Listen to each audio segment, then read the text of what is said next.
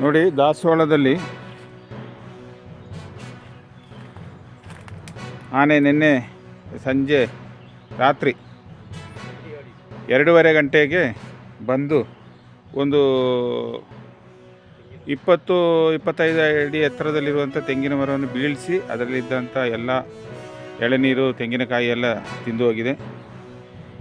ಇಲ್ಲಿಂದ ನೋಡಿ ತಿಂದು ಮನೆ ಮುಂದೆ ಇದೆ, ಇವ್ರದೇ ಮೋಹನ್ ಅವರು, ಇವರ ಮನೆ ಮುಂದೆನೇ ಆಗಿರುವಂಥದ್ದು.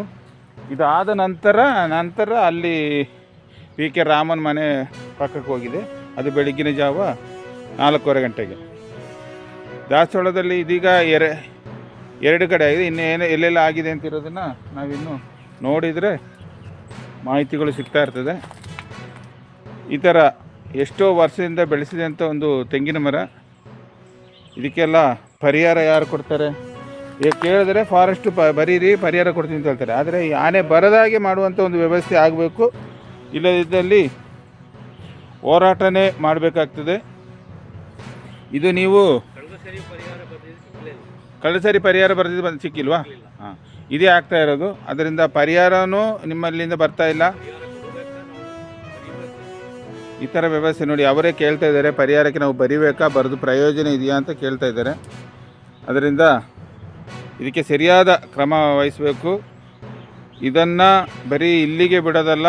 ಇವಾಗ ನೋಡಿ, ವಿಧಾನಸಭೆಯಲ್ಲಿ ಕಲಾಪ ನಡೀತಾ ಇದೆ. ಇದು ವಿಧಾನಸಭೆಯಲ್ಲಿ ಆನೆದು ವ್ಯವಸ್ಥೆ ಏನು, ಅದು ವಿಧಾನಸಭೆಯಲ್ಲಿ ಚರ್ಚೆ ಆಗಬೇಕು. ಅದಕ್ಕೆ ಸರಿಯಾದ ಸೂಕ್ತ ಪರಿಹಾರ ಆಗಬೇಕು.